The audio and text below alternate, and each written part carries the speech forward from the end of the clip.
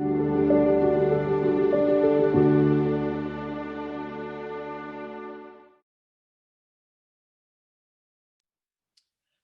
afternoon, and thanks for joining us again for the Chatham House COVID-19 webinar series with our distinguished fellow, Professor David Heymann.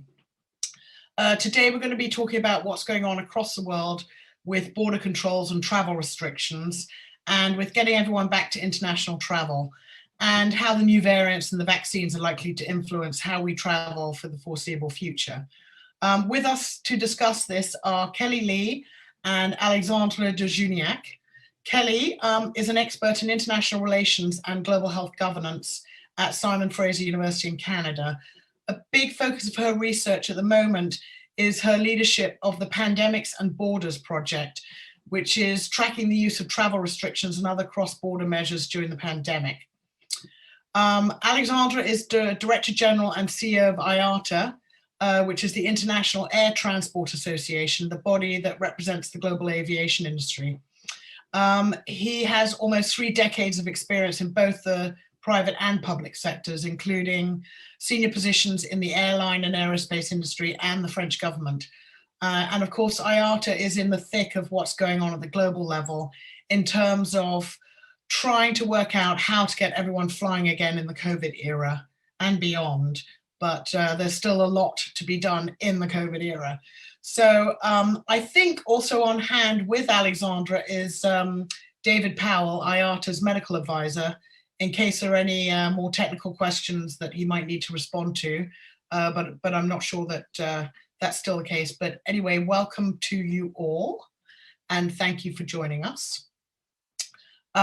Before we dive in, the usual housekeeping, the events on the record, and to ask a question, please write them at any time in the Q&A function on Zoom. Upvoted questions are more likely to be selected, so please use that if you like a question. So we will start now. A lot of hope is being pinned on vaccination as the way through this, as we know.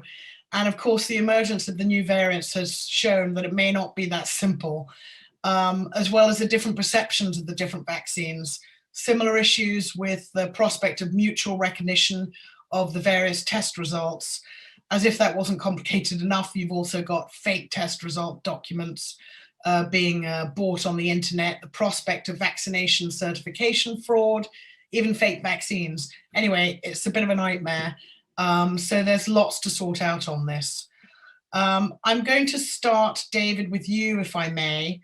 The issue of border closures, border measures, travel restrictions is a bit controversial, especially as it's so economically damaging, but disease does spread through international travel, doesn't it? I mean, before we get into the discussion of what's been going on with border controls and travel restrictions, David, can you kick us off by outlining, purely from an infectious disease control point of view, what the evidence says about whether and how taking measures at points of entry affects the spread at any stage of an outbreak? I mean, what's actually effective in this area?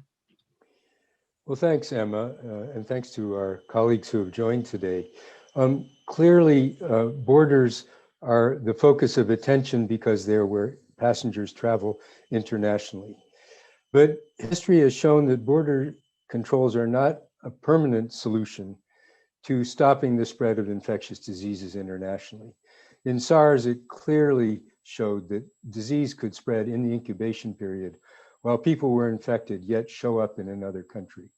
And so generally in infectious diseases, the most important way of dealing with diseases that come in from outside is to have good disease detection and response networks around the country to rapidly detect and respond.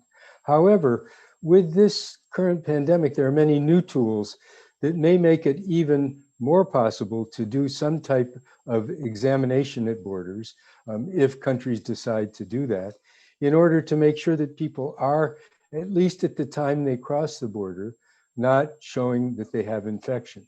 And these include new diagnostic tests, which can rapidly, within 15 minutes, show if someone is positive, but not all positives will be picked up by this method. There's also been attempts to try heat and temperature scanning This shows if people are sick, but it itself has not been shown to stop disease from spreading across borders because, again, it can spread in people who are not showing a fever symptom. So there are many new tools that are available. There are vaccines now coming online as well. And all of these will play a role, certainly, in getting us back to safe travel. But we have to remember that vaccines need to have equitable distribution, that there are human rights issues about quarantining at border posts, and a whole series of things that need to be worked out and that are being tried for the first time during this pandemic. So right now, we're learning a lot that's new. We've seen that borders do not stop disease from entering countries, but that possibly you can decrease the entry of disease and make travel safer by some of the new tools and new mechanisms that are being used during the COVID pandemic. Okay, thank you, David. That's a great start. Kelley, I'm going to move to you if I may. What do you think is notable about how the border controls issue has been playing out during the pandemic? And could it have been any different? Yes, well, thanks first of all for inviting me to join you all. It's a really complicated area and more complicated than I ever imagined. So we're 1 year into the project, Pandemics and Borders project. And what we've noticed most strikingly is the diversity of practices that have been going on across different countries. So what we've done is we've been analyzing this large data set of every country's use of cross-border measures during COVID-19. And there's a couple of key variations in how people or how governments have responded during the pandemic. Firstly, there's very big differences in who is permitted to travel. There's all sorts of conditions of which really gives you eligibility to travel. It might be based on citizenship, residence, purpose of your travel. Often we hear the term essential travel. It could be your occupation, for example, and of course, infection status. So these permissions are sometimes based on some sort of a risk analysis. It might be, because you're from a high-risk country, or it's largely often because of political and economic factors. If you needed, for example, migrant workers to come and pick agricultural crops. So that's a sort of economic factor. So there's wide variation in how countries have dealt with who's permitted to travel. You think about Australia putting a cap on the number of people that can arrive internationally, and it has to be, usually Australian citizens or residents. And then you think about the UK, which has more of a risk-based approach with its red list of countries. And so that's the first thing. And the second variation really is about the conditions under which travel is permitted. So again, large variation. This involves health screening, testing, quarantine isolation, and contact tracing. All of these measures, they're used in different ways, in different combinations, different points of a traveler's journey, and also with different levels of stringency. So all of this, creates a really complicated picture about who's doing what, and really about how we understand which is the most effective, which isn't effective, which is not necessary, and so on. And that's what we're trying to figure out in our project. But does it matter that there's so much variation? Is it saying that we must make an effort to reduce the variation and get more countries doing more of the same? Or do we accept that, the world is pluralistic and there'll be variation and that's no big deal? Is it a problem that there's this variation? It is a problem, but we're trying to figure out, in what ways it is a problem. So, in theory or in principle, we should not have had this happen. We should have had, under the international health regulations, particularly Article 43, is the use of what are called additional health measures in a coordinated, globally sort of legal way. So states parties commit to using these sorts of measures only when it's proportionate to the risk, when there are not alternatives to using these measures, that they respect human rights, and that they're based on scientific principles. Now, all of this seems to have gone out the window because virtually universally governments have adopted these measures.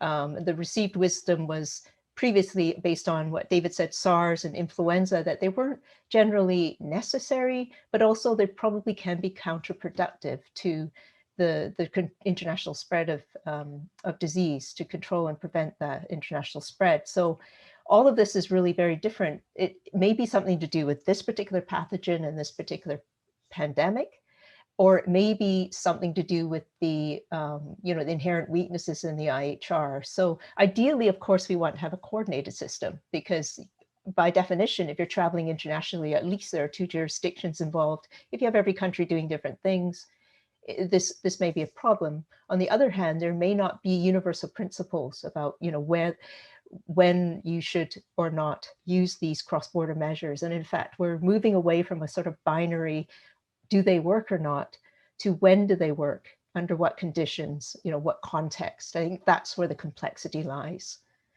Okay, thank you. Alexandra, this seems like a good time to bring you in on, does the variation across countries cause problems for international travel from your point of view, or is that not a big deal? It's an enormous problem, because what has stopped air travel is mainly the measures taken by states to limit travel, to restrict travel, whether it's through border closures or quarantine, etc. We have measured that when there is a risk of quarantine, the impact on booking is minus 100%. So it's clear that travel restrictions, it's blocking factor, complete blocking factor for travel, and air travel particularly, first of all. Secondly, when you have different measures, it complexifies the system. And travel begins to be so complex and difficult, either for airlines or for passengers, that it also blocks everything. So for us, different measures is a blocking factor. So what we did in September, before it was very difficult, but in September, it was to ask government to implement systematic testing for all passengers at arrival airport, using PCR test or using antigen test. So the idea was to say the air traveler will arrive everywhere without being infected, or with the risk of being infected below a certain threshold. Frankly, we have not been successful. And in January, just 1 month ago, with the surge of the pandemic in many countries, plus the existence of variants, governments came back or came backwards, and they have closed again their borders, or installed quarantines or systematic testing, cumulating antigen and PCR, quarantine and testing. So it has slowed down air travel and for travel and air travel particularly. It's been really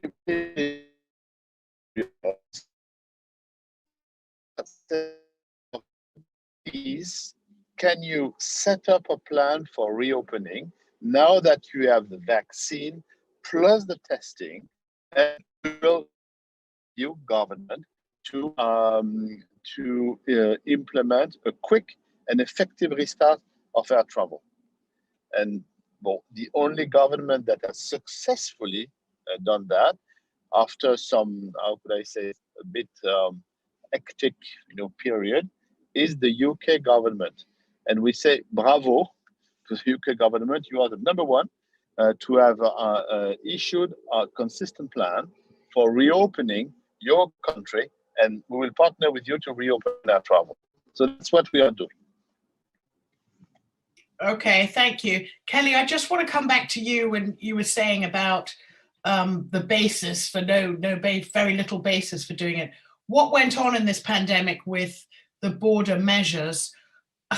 Were they scientifically justified? I mean, I know you're trying to work out what's effective, what's not, but obviously it didn't go through this international health regulations thing, and we could argue whether that whole system needs to be looked at and reformed. But were you saying that countries were just doing stuff with no basis for doing it at all, or what were you saying there? Oh, you're on mute. Please unmute.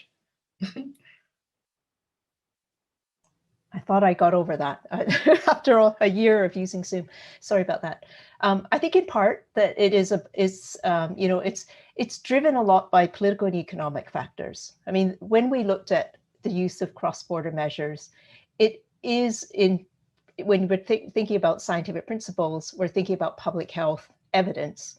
And when we don't have that evidence, which is what we've realized, because this is a very different public health emergency, then what do countries do?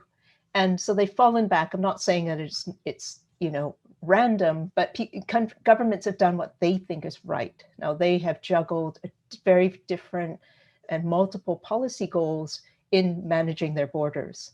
So this is the complexity. Each country has approached this in a different way, and this has caused this chaotic situation, which is non-tenable if we're going to have a globalized world where, you know, we want to travel from one country to another and we have travelers trying to navigate. I would hate to be a travel agent at this moment, or even just a traveler trying to get from one continent to another. The measures are changing all the time. I mean, in my own country, there's been 50 policy changes since last year. And, you know, just keeping up with those kinds of different slight changes, domestic restrictions, international changes, is really impossible.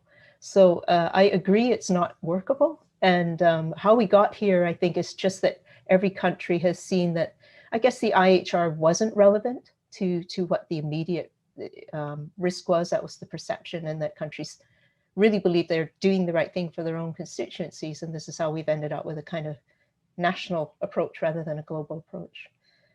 Okay, thank you. That's a great segue, Kelley, back to Alexandra. And IATA has been working with other players at the international level to beat a path forward for international travel. So what I wanted to ask you firstly is, what do you think is going to be crucial to sort out of this chaos? And then can you give us an idea of what action is being taken or what discussions are being had at the global level, and among whom? And is there any effort to bring some overarching coordination to this, some globally agreed setup? First of all, just to come back to what Professor Lee was saying before, the number of national adjustment of the entry conditions all around the world, the daily number of changes is something like around 200 to 300 per day currently. So when you say, Professor, that passengers are lost, it's an understatement. Huh? They are not only lost; you have no more passengers. So that's in a way, it's the direct consequence. Sorry for that. But that's the reality we live in. So what we think will be the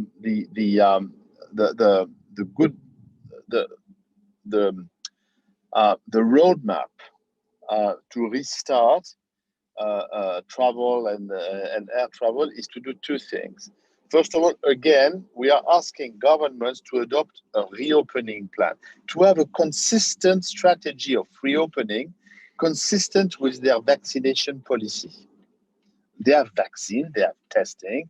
Now we have, I think, I'm not a specialist, but what I read is that we have a more precise idea of the effectiveness and efficiency of the vaccine against the virus and the variant, is what I understand.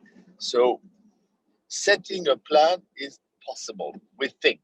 And I mean a plan which includes a significant risk reduction of reinfecting your population or your country, first of all.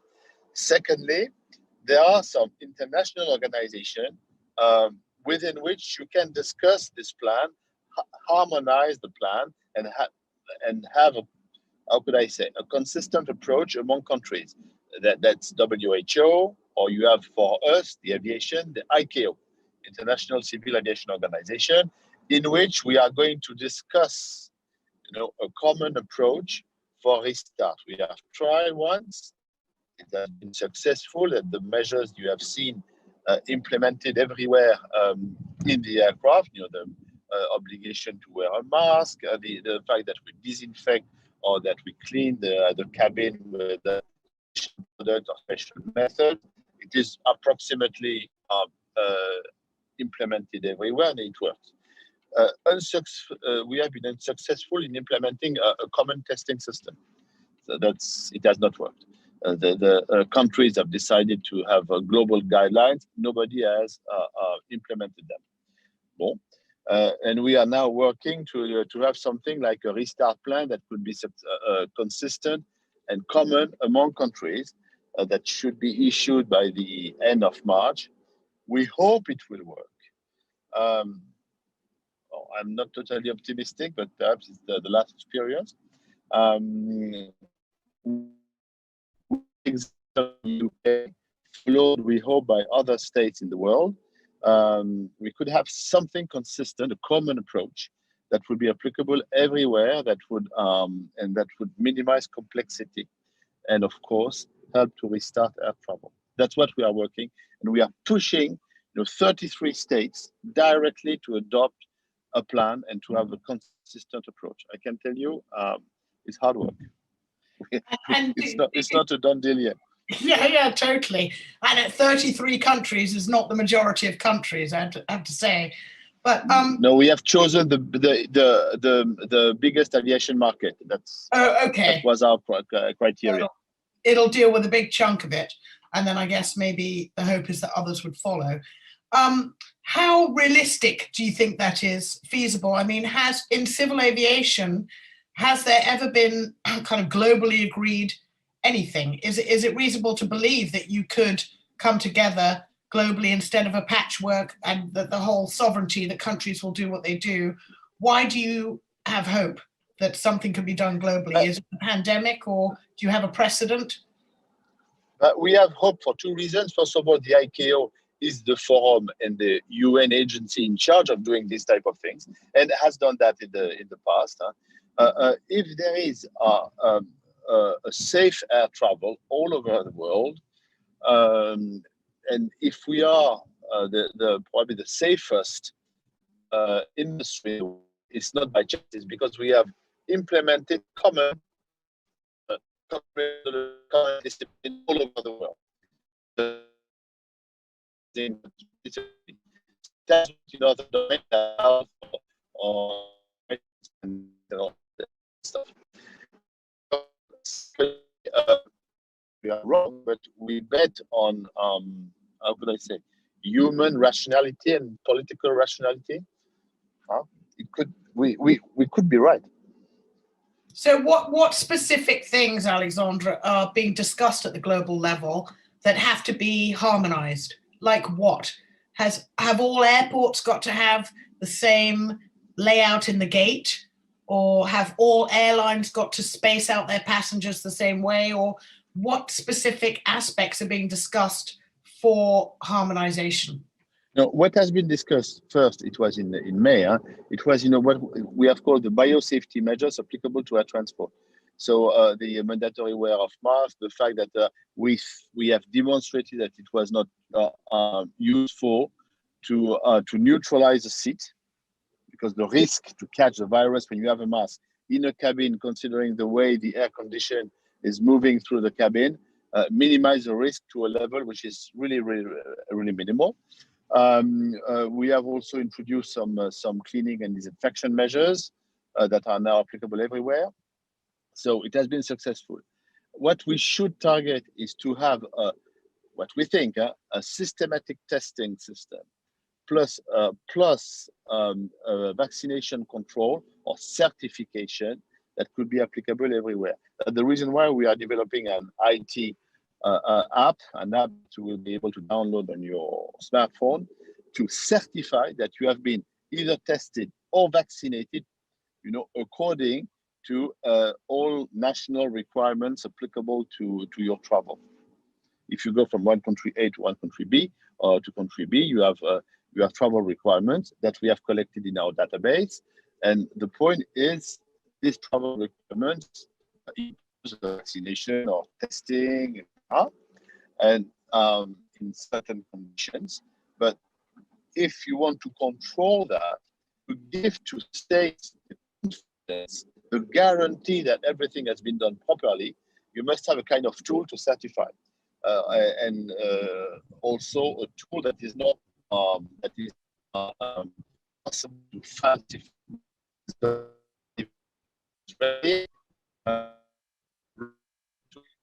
We're not hearing you clearly. Do you hear me?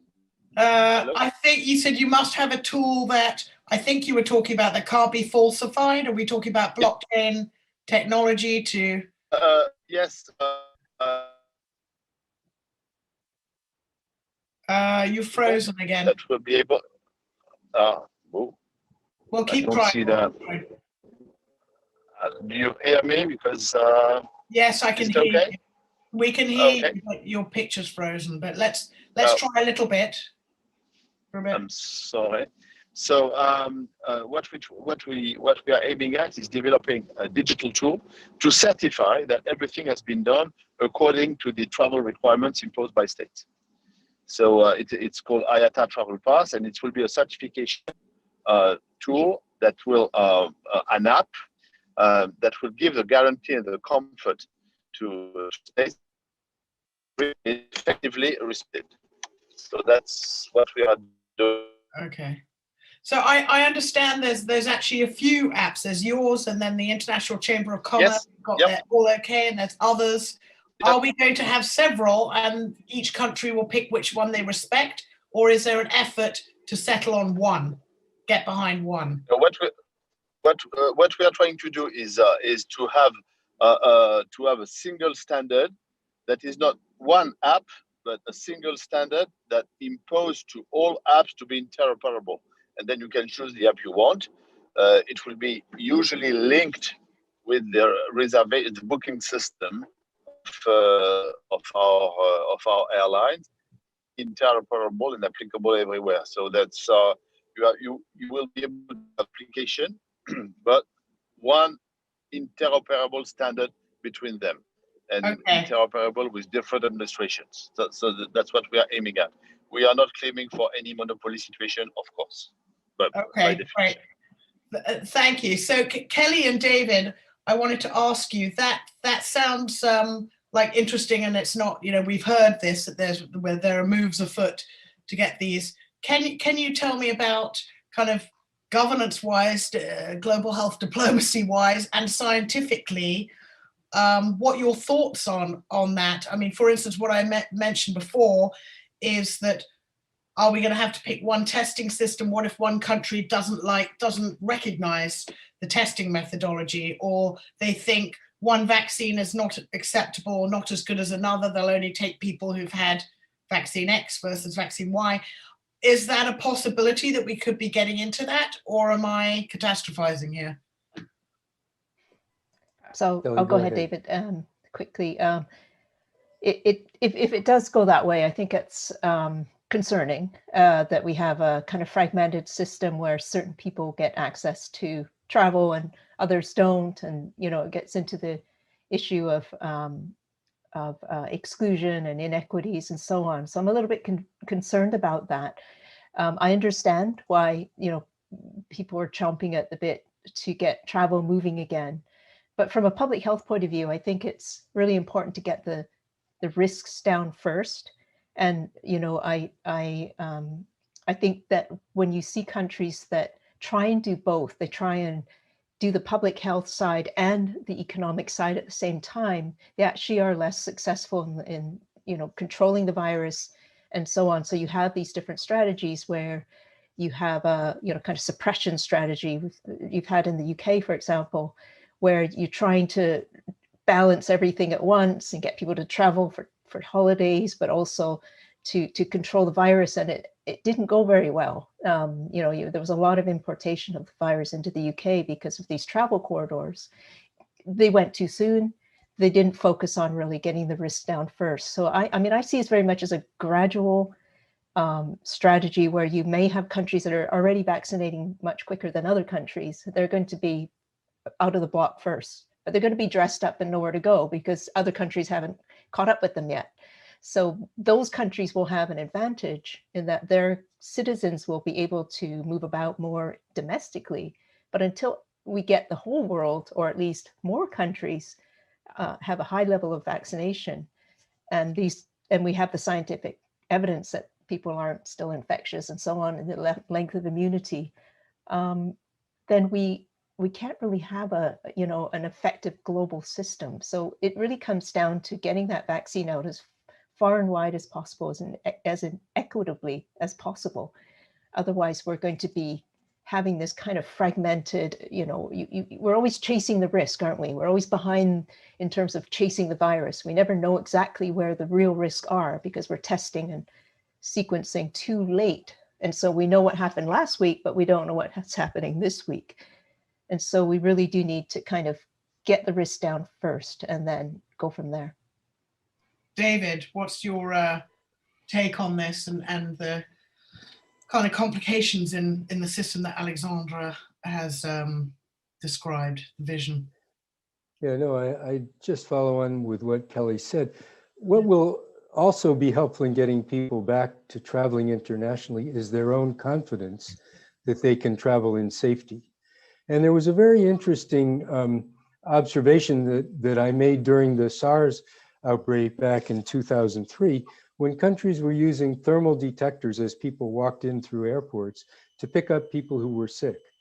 In that study that was done in Hong Kong and in various other countries, they actually picked up very few people who had the SARS coronavirus. They were picking up people who had other infections, which in itself is something laudable.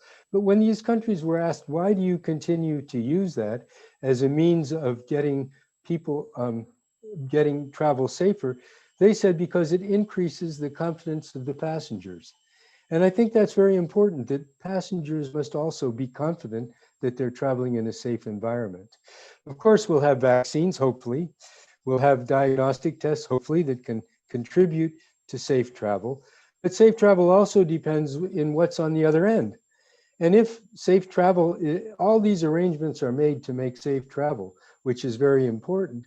When people get to the other side, if they go to a nightclub or places where transmission is occurring, then they'll just be either infected because they have had a negative test, but not a vaccine, or they'll be infected because they haven't paid attention or their vaccine hasn't functioned. So hopefully all of these things will work together. There can be passenger confidence. There can be, as Kelly said, equitable distribution of diagnostic tests that might be necessary, as well as vaccines that might be necessary. But it will be very difficult to have a global recommendation from WHO on vaccinate before travel when there's an inequitable distribution of vaccines. So what Alexandra said, I think, is very important. 33 countries are piloting a way that they see might ensure safe travel and getting back to travel. And that will be a pilot study that other countries can apply or not apply.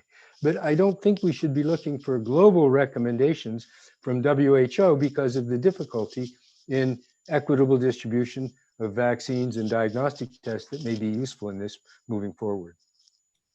Okay, thank you. Before I go, oh, he's dropped off. I was going to ask Alexandra to walk us through the vision of what the passenger journey be from end to end before we go to questions, but I'll come back on that. I'm going to go to questions. The first question, the most upvoted anyway, is probably better for you, David or Kelly. For the countries, this is from Tom Hodson, and it's the most upvoted question. For the countries that have essentially shut their borders, like New Zealand and increasingly the UK, that seems a bit of an editorial comment.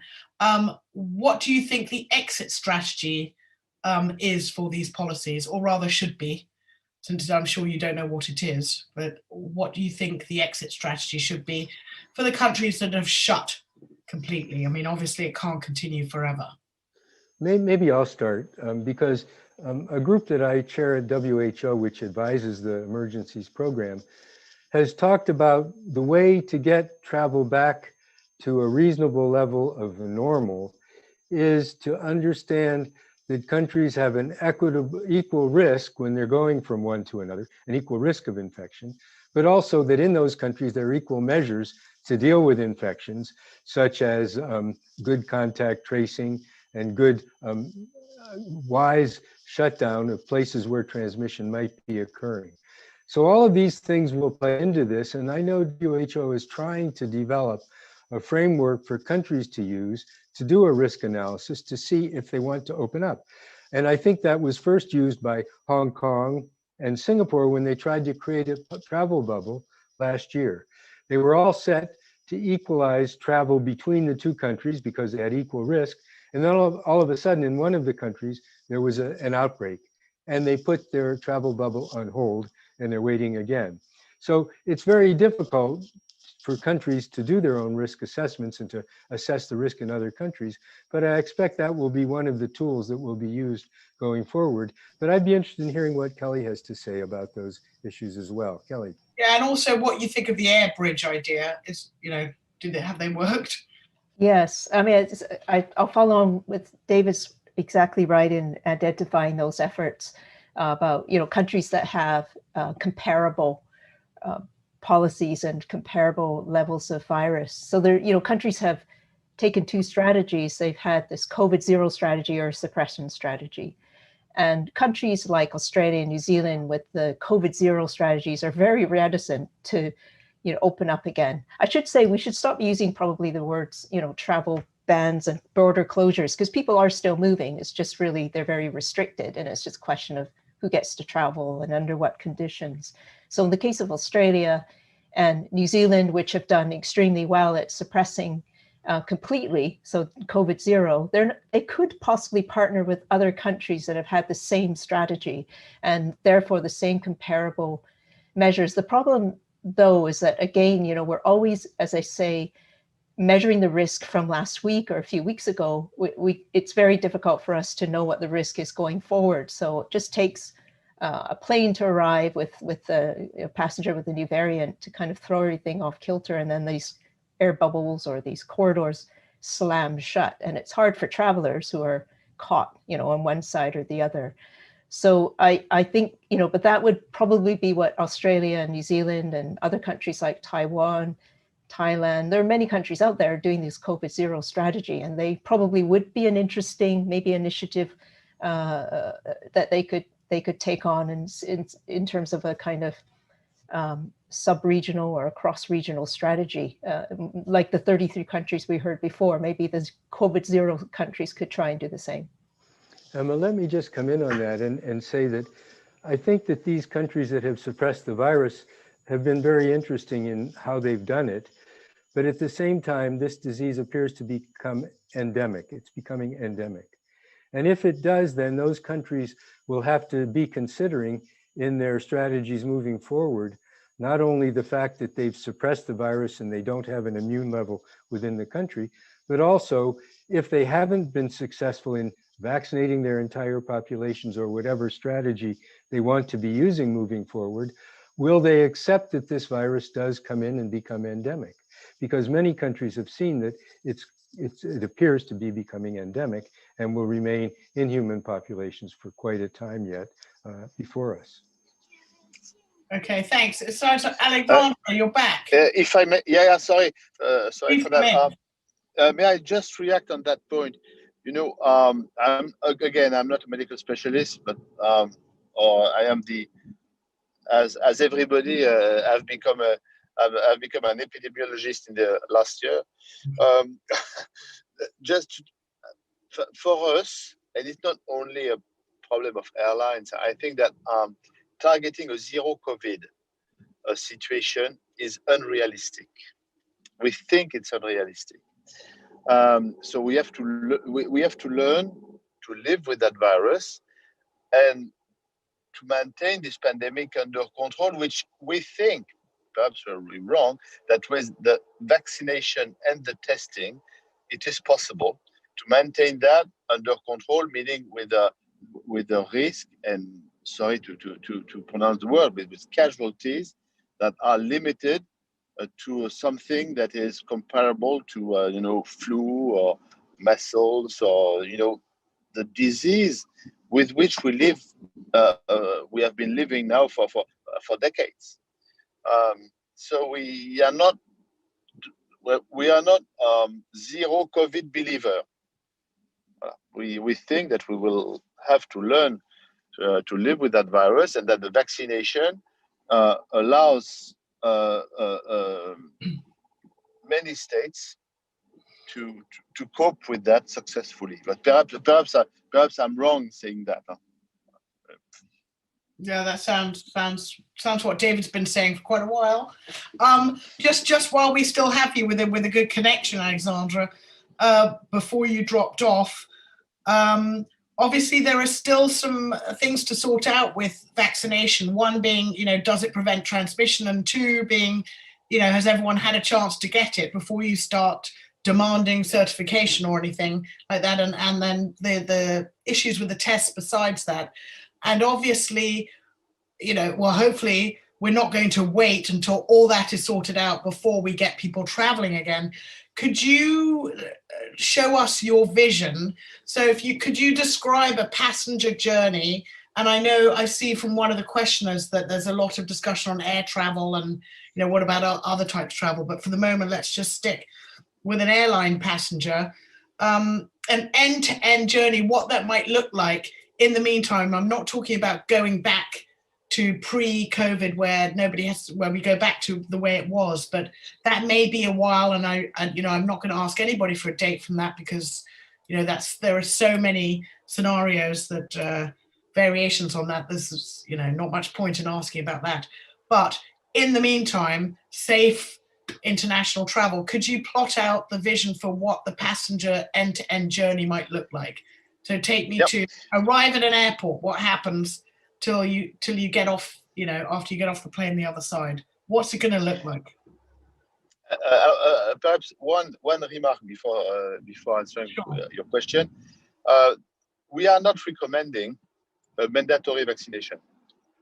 We are not recommending that because we know that for medical reasons, some people cannot be vaccinated. And there are also many people who don't want to be vaccinated for whatever reason. No judgment in that. But so we do not recommend a mandatory vaccination, first of all. Sure. So what could be the passenger journey? I think that we will arrive at the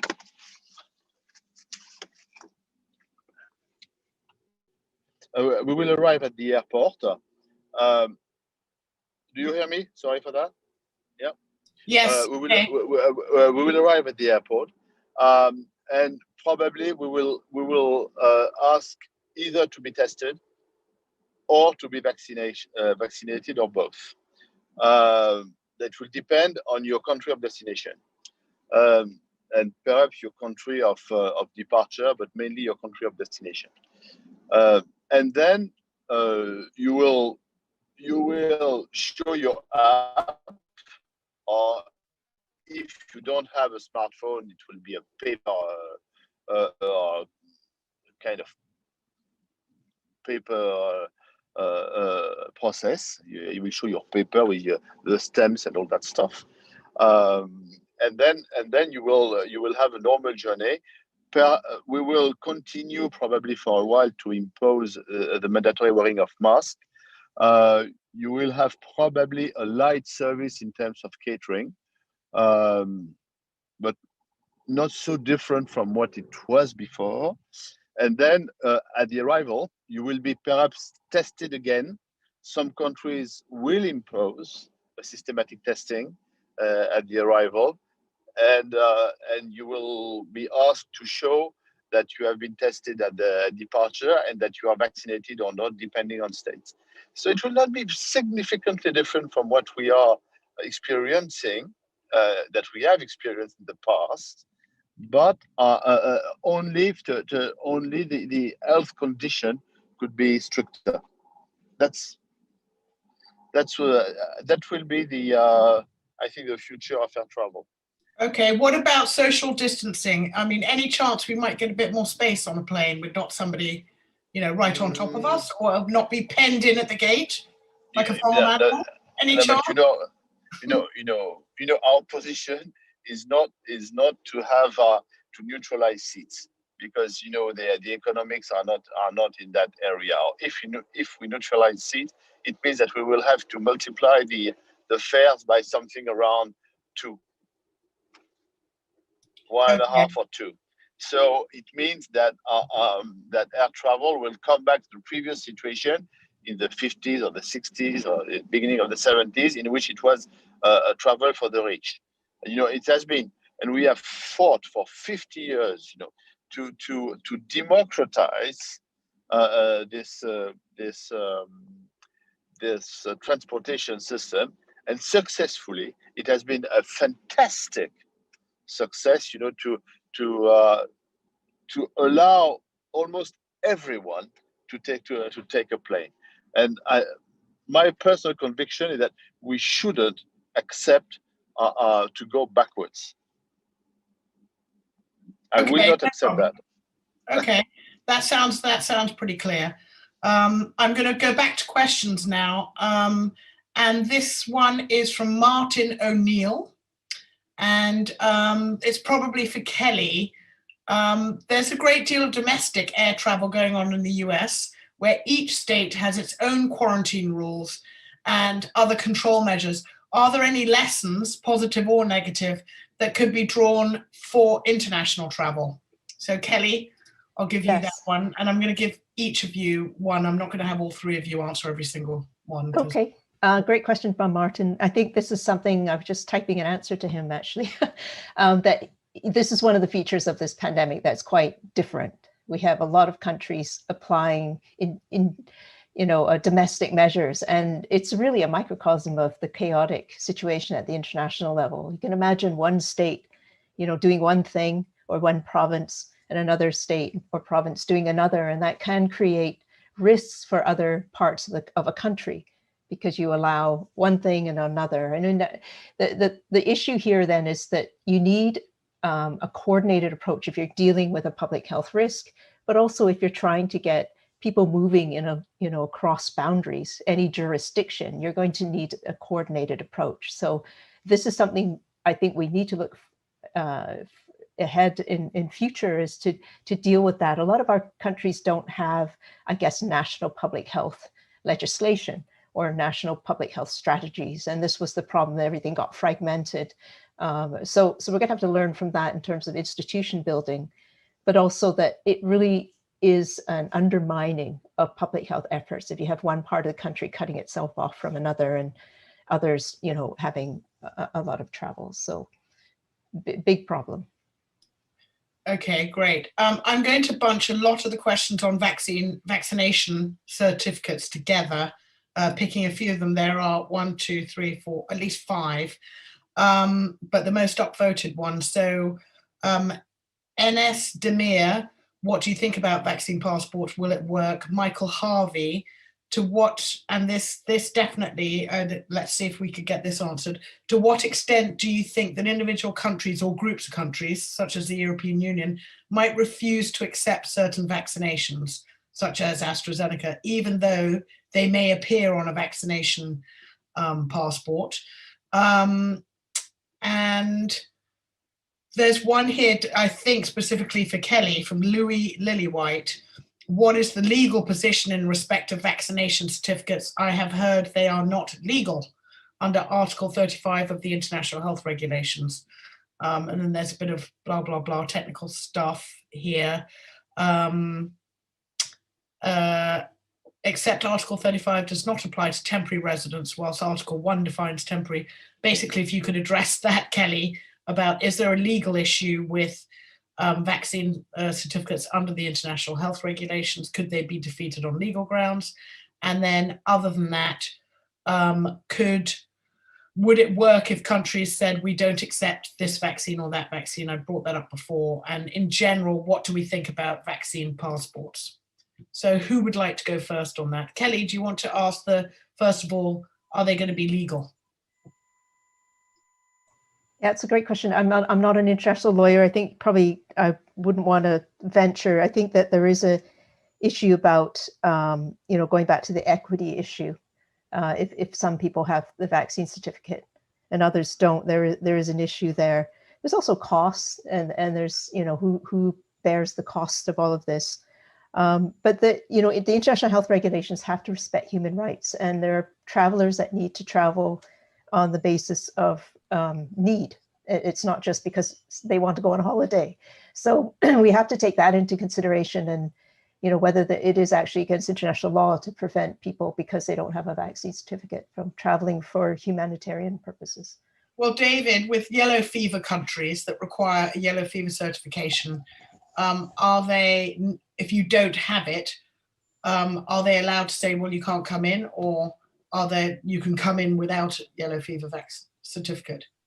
Well, under the international health regulations, the yellow fever vaccine and vaccination is something that countries can adopt. It's a maximum procedure that they can adopt. So if they feel that someone is coming from a country that has yellow fever, they can, in fact, require that that person be vaccinated. They can do it at the airport if they wish, or they can ask for a certificate. That's the maximum that they can do if WHO has said that yellow fever is occurring in a country. That was in the previous regulations. That remains as a possibility. But, you know, all of this, Emma, what's most important is not to set up false security by using interventions that aren't understood by policymakers or by people in general, and that includes vaccinations. There's a lot we don't yet know, as most people know, about vaccinations.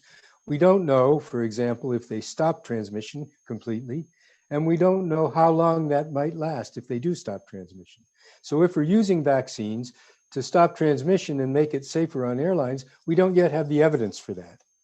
And we don't even either have the evidence for how long a vaccination certificate would be valid before a booster dose might be required. We just don't have that information yet.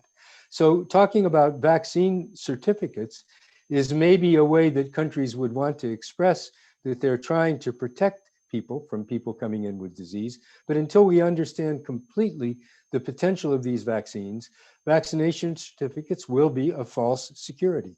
So what we need to do is make sure that whatever countries do, they understand that they have to be ready to detect and respond to infections, including contact tracing, as Kelley said, if they do enter their countries. But a vaccine passport or an immunity passport is a possibility at some point in the future when we more understand about the length of antibody and protection from either natural infection or from a vaccine. So all of these are things that are in question, but the most important, Emma, is that countries don't set up false security and then let down their guard by not making sure that they have detection and response systems. Sure, but is it a possibility in your experience, David and Kelley, that countries might adopt the immunity passports or whatever these apps for, or you know, proof of vaccination before we know that it transmits? I mean, can we stop them doing that? Is it a possibility that that might be prematurely adopted? As you say, confidence is so important, and Alexandra's efforts might provide the platform for the record keeping and the assurance of credibility that they're not, you know, falsified evidence.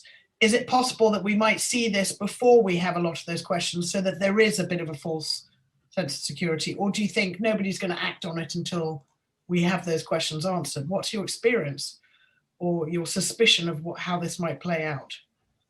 Emma, I'll say a word and then I'll pass it on to Kelley and to Alexandra. But in my view, countries will do what they feel is best for their own populations. Political leaders have been elected to or put in place to protect their people.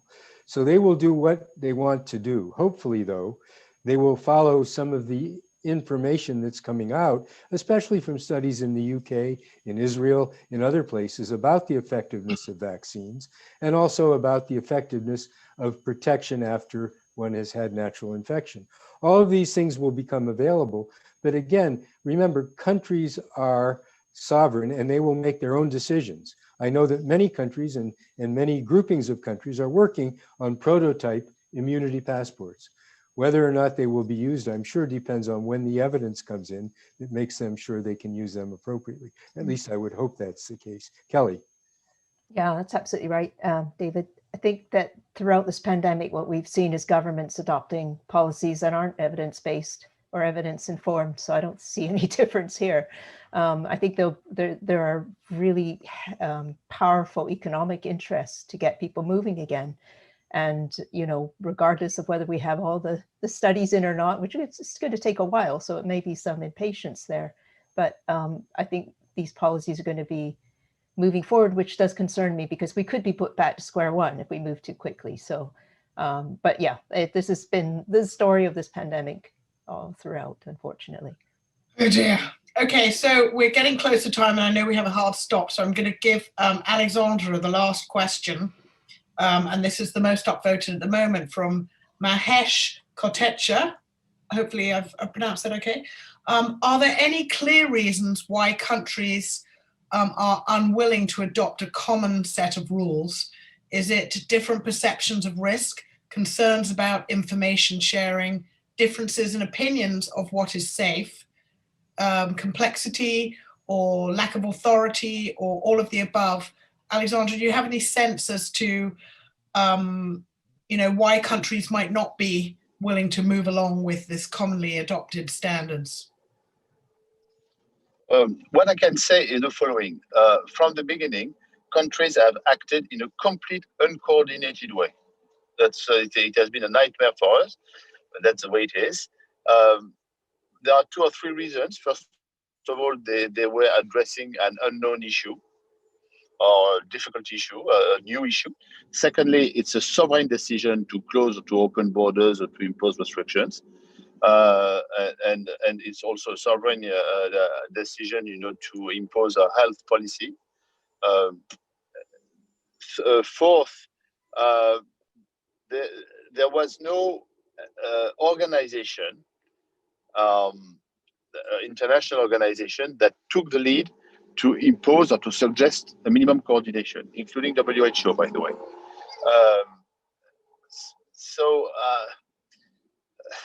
As a result, we have seen a complete disorganized patchwork of measures or policies implemented. That's a pity, but that's the way the world works. We have tried our best to coordinate, to make people collaborate, to make people discuss, but it has been pretty unsuccessful. It is progressing, but even in areas such as the EU, in which you could have thought that there is a common framework, it has not been the case. So slight improvement, but the road is still very long in front of us.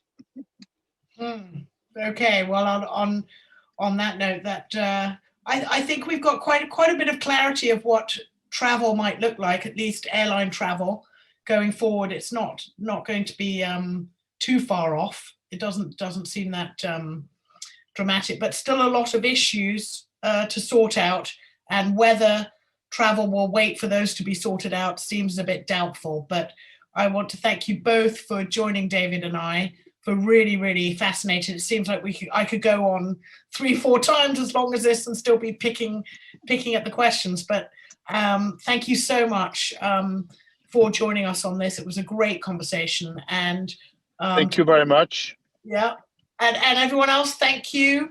I'm sorry you couldn't get to the questions. We will be back in 2 weeks on the 10th of March with some of the members of the international team that recently went to Wuhan to study the origins of the virus. So if that's something you're interested in, we look forward to seeing you then. Otherwise, again, to Kelley and Alexandra, thank you so much. Thank you very much. Bye-bye. Thank you very much. Thank you. Okay, bye.